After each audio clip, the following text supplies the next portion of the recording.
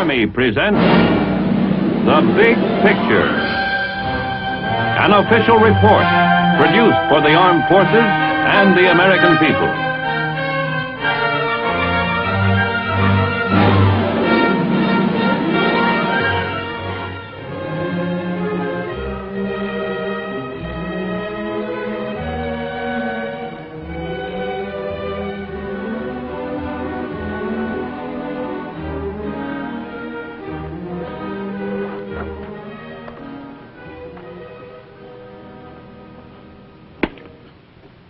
One of the finest tributes to the military stature of any country may be indicated by the number and variety of published works on its military history.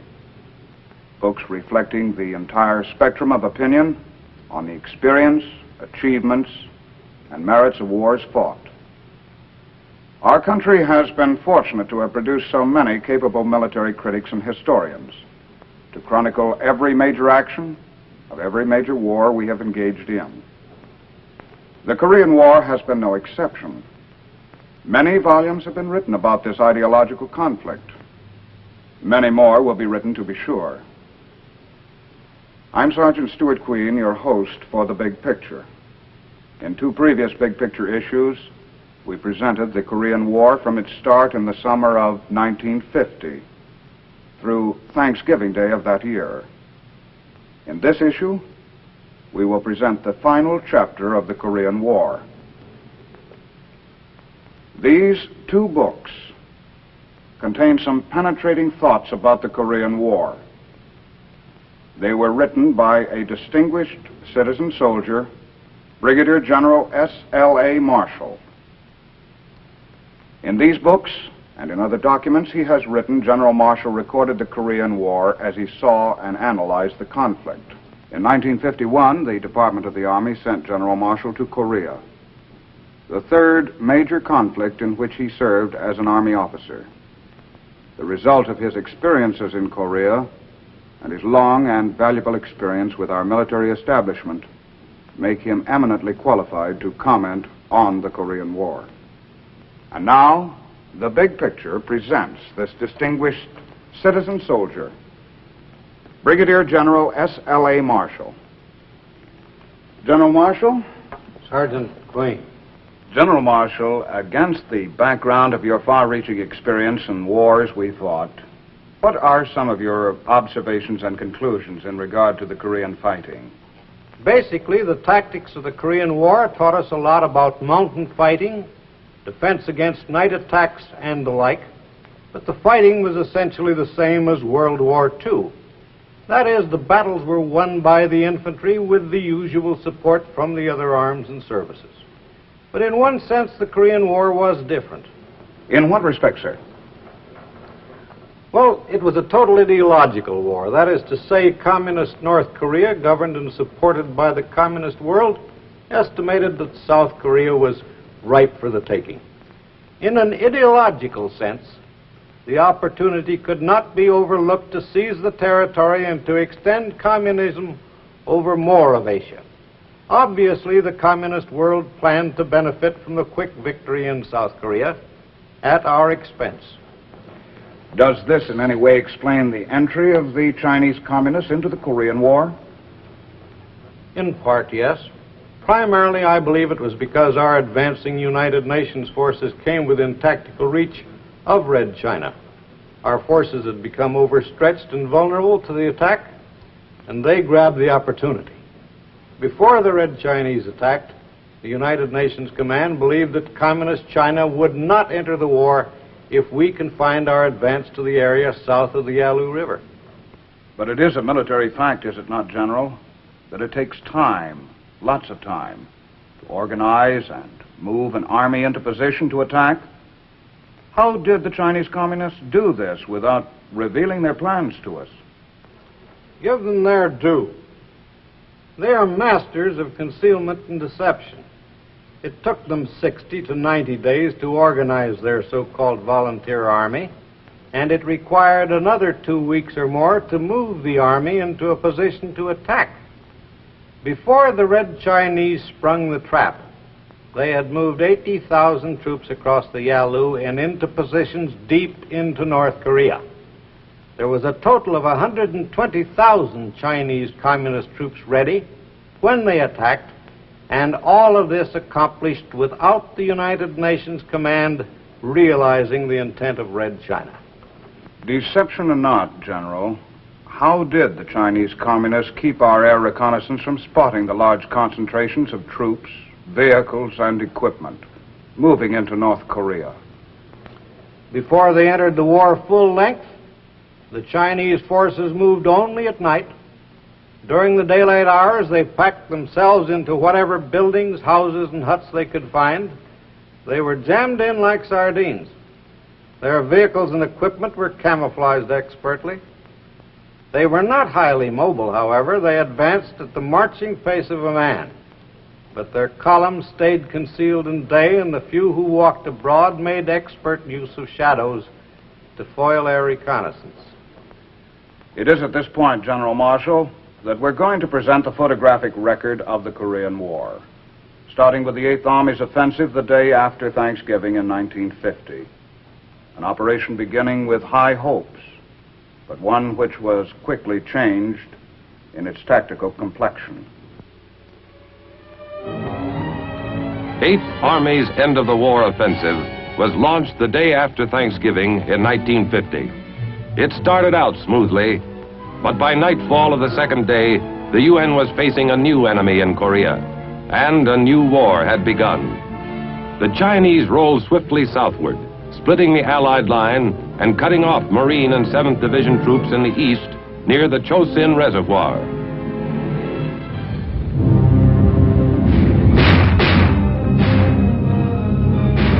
We took turns sleeping in the daytime. It was too cold at night. I heard later we lost more people from freezing than from enemy action. Even the mortar rounds froze through the casings.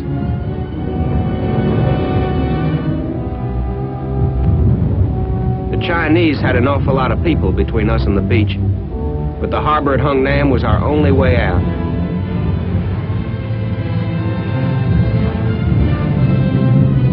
All our resupply came by air. Without that, we never could have made it. Same goes for the close air support we got from the Marine Air Wing and the Air Force.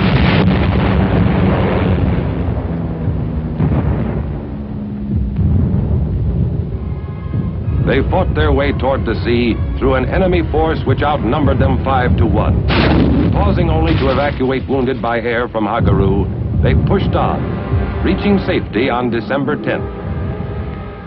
They found Hungnam a busy town.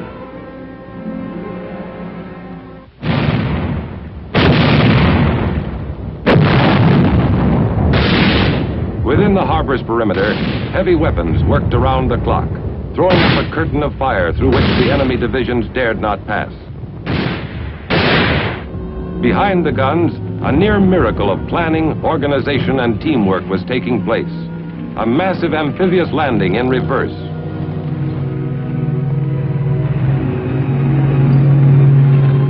In the space of 10 days, more than 100,000 fighting men were evacuated. North Koreans by the tens of thousands flocked to the dock area to plead for evacuation.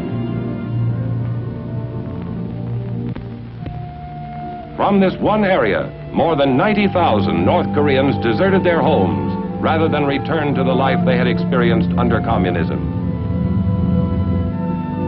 We were the last to leave. When we were gone, the harbor would be too.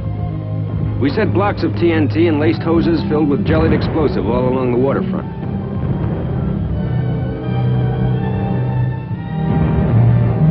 When we left, the harbor was one big ticking time bomb.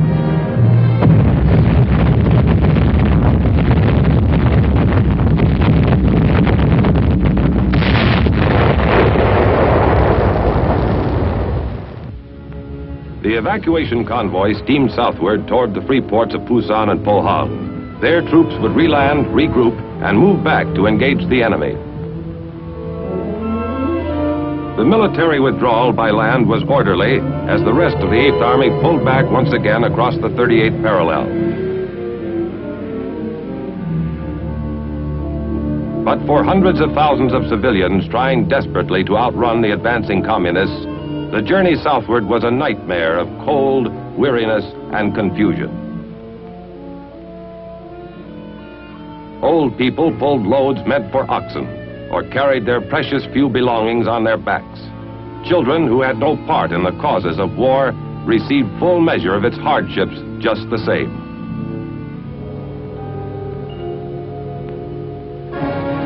On December 27th, General Ridgway arrived to replace General Walker, killed in a tragic jeep accident. He was just in time for the enemy's New Year's Eve offensive.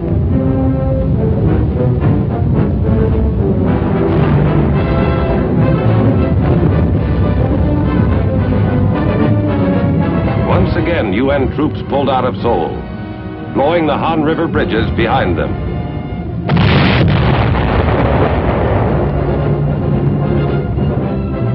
Incheon, like Hungnam, was evacuated by sea. Here, too, we took pains to leave nothing behind which the enemy could use.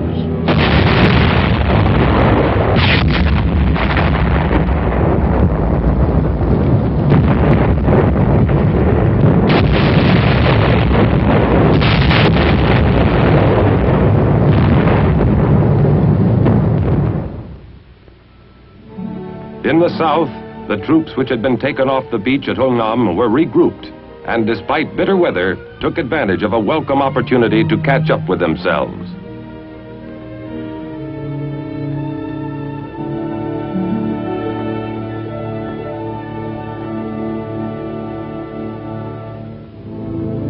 By mid-January, the enemy offensive had bogged down. Using fire-hardened troops, Ridgway launched a series of short, high-powered thrusts called Operation Killer.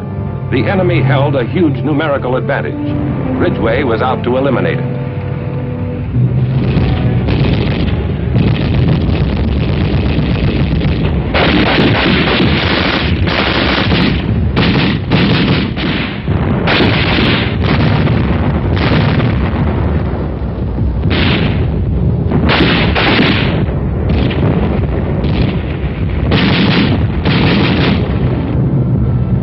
Assault units moved up, expecting to meet great strength. They found surprising weakness. Under the pounding raids of Operation Killer, the enemy fell back. Ridgway pressed the advantage. No rest for the enemy, and not much more for 8th Army. If anybody ever invents a mattress that feels half as good as a patch of frozen ground felt then, he'll make $1 million. Although destruction of enemy forces remained its prime objective, Operation Killer had evolved into a ground-gaining operation. The way things were going, we couldn't stay outnumbered for long. The word was they were losing 10 men to our 1. For 6 weeks, the seasoned fighters of 8th Army scoured the countryside, inflicting fantastic losses on the retreating Reds. On March 7th, the enemy's main stronghold east of Seoul was smashed. The next step would be Seoul itself.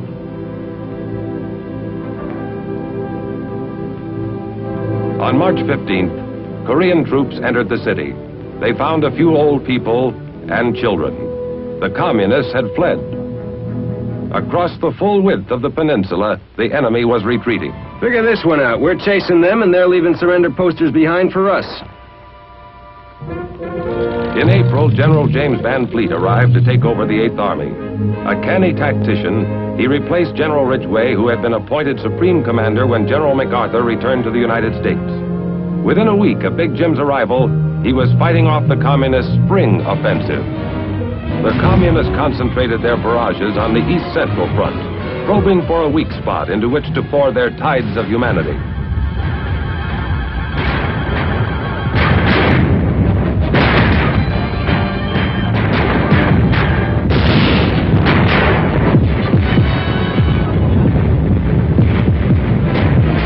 All available UN forces were needed to slow the enemy's human wave tactics.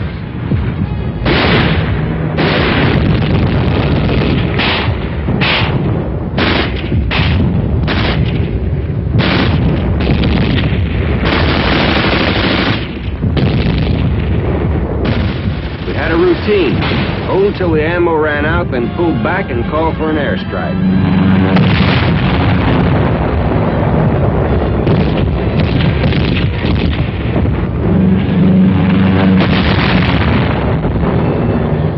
When foul weather grounded the Air Force, units north of Seoul were forced back across the Imjin River.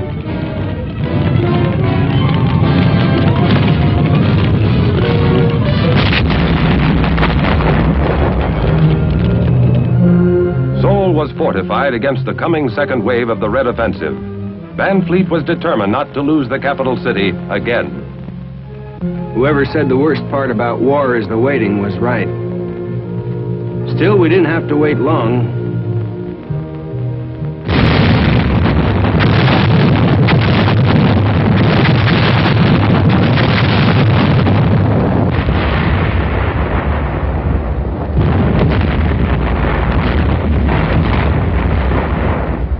Every road, every valley approach had been zeroed in beforehand. The enemy lost thousands of men breaking through the curtain of fire, then faltered and lost his advantage. As the enemy turned once again to retreat northward, Van Fleet followed with mobile firepower.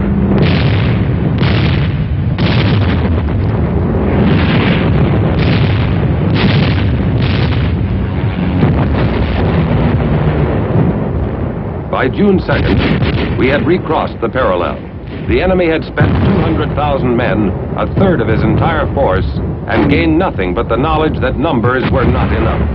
Operation Killer continued without let-up.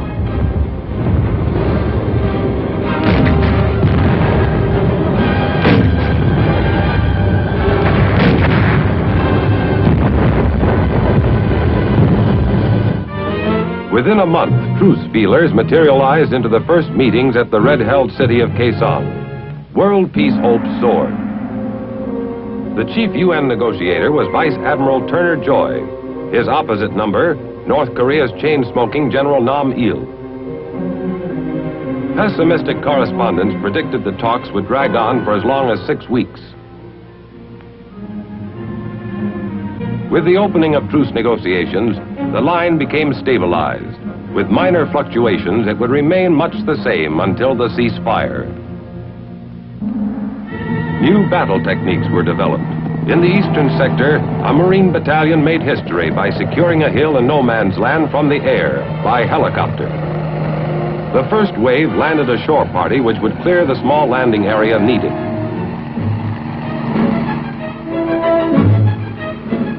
In a matter of minutes, the first copter load of aerial cavalry was arriving, fully equipped, fresh, ready for action.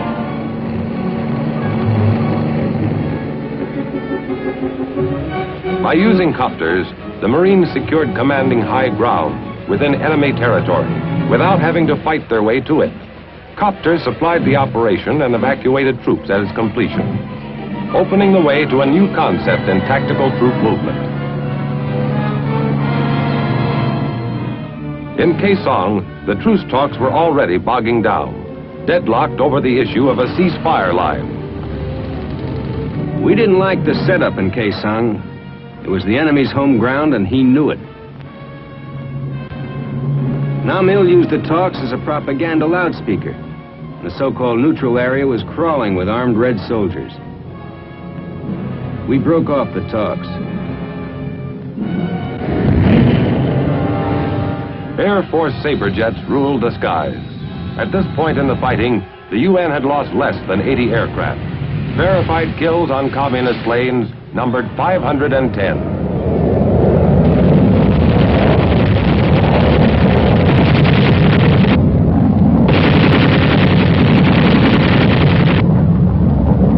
On the sea, as in the air, United Nations firepower went virtually unchallenged.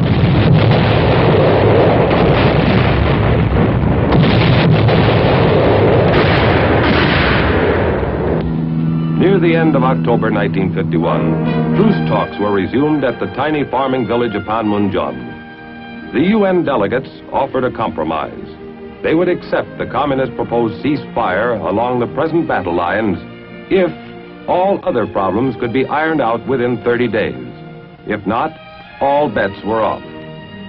the war virtually stopped, except for the constant booming of artillery.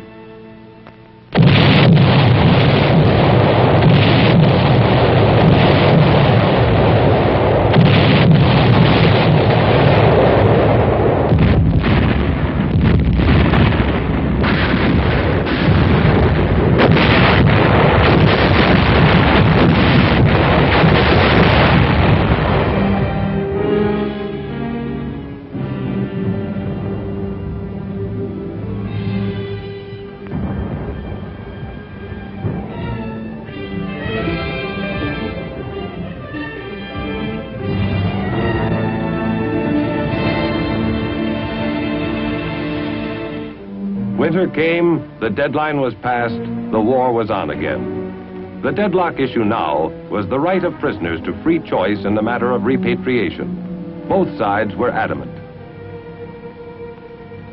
Meantime, across the breadth of Korea were fought the bloody hill battles, names not difficult nor pleasant to remember.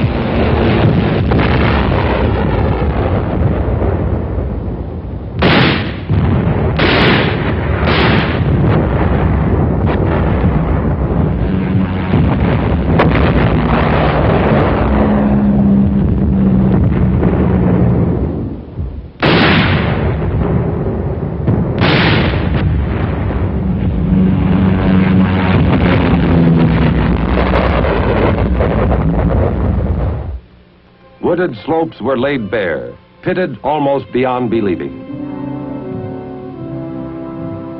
This war had reverted to the style of 1914, opposing trench lines facing one another, night patrolling and local attacks across the no man's land which lay between. It was costly, but there was no clear way out. The big break came in April 1953 with little switch. Stalin had died in March, and Malenkov had taken over. Immediately, he launched his worldwide peace offensive, and the Chinese agreed unconditionally to General Clark's standing proposal to exchange sick and wounded prisoners. The exchange went smoothly, and truce talks were resumed. Encouraged, the world listened for news of the final signing that would mean ceasefire in Korea. It came on July 27, 1953. While the Communists signed at Panmunjom, General Clark, in ceremonies at the UN base camp in Munsan, signed 6 copies of the document which would end the bloodshed. There was excitement, but little rejoicing.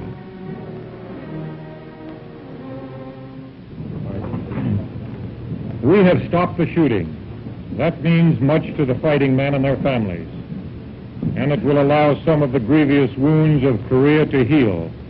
Therefore, I am thankful.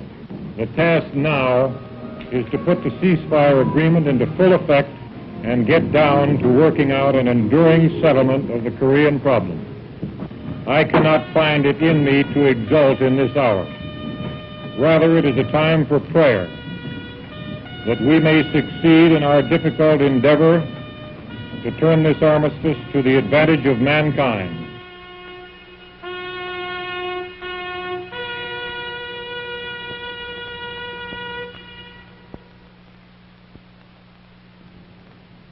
Yes, the free world was happy to see the truce concluded, and the need ended for more white crosses in those faraway military cemeteries in Korea. General Marshal, few of us possess your extensive background from which to draw when evaluating military affairs. In the light of your experience, would you tell us some of your thoughts and conclusions with regard to our country's participation in the Korean War? One of the most unusual is what might be called our psychological experience. The long truce negotiations, the seemingly interminable haggling by the communists. These things could have been foreseen by us. Red China's leader, Mao Zedong, published in 1945 his outline of communist doctrine.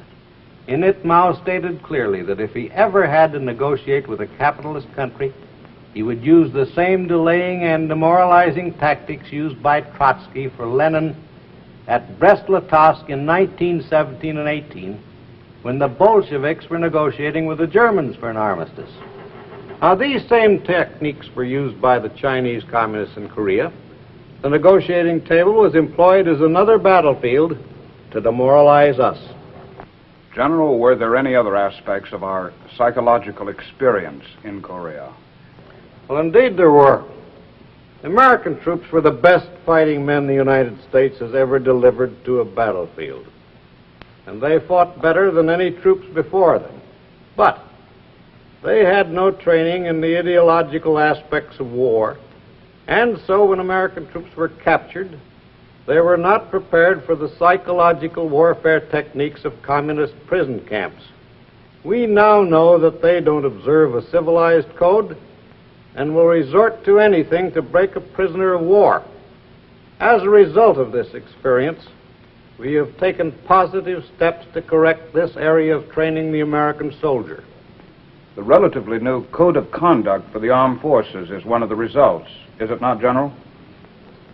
Yes, a direct result of the Korean War. And we all know how important that code is today. And now, General, what are some of your other conclusions with regard to the war in Korea? One other point.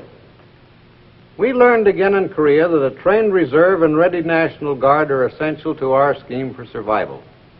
I saw hundreds of reservists flown in and fitted into broken units. In the great emergency of the 1950-51 winter, these citizen soldiers had been suddenly lifted from their homes, but they kept their chins up. They fought bravely. The 8th Army couldn't have rebounded otherwise. At one time in Korea, our forces were about 50% reserve and National Guard. There's a great payoff in these civilian component programs. And why not? Men fight well because they're Americans. And of course, the harder the training, the better the product. On behalf of all of us associated with the Big Picture television series, we thank you, Brigadier General S.L.A. Marshall, for your noteworthy comments on the Korean War and your timely recognition of the continuing importance of the Reserve and National Guard programs, which are today an important segment of our military establishment. Now, this is Sergeant Stuart Queen, your host for The Big Picture. The Big Picture is an official report for the armed forces and the American people. Produced by the Army Pictorial Center. Presented by the Department of the Army in cooperation with this station.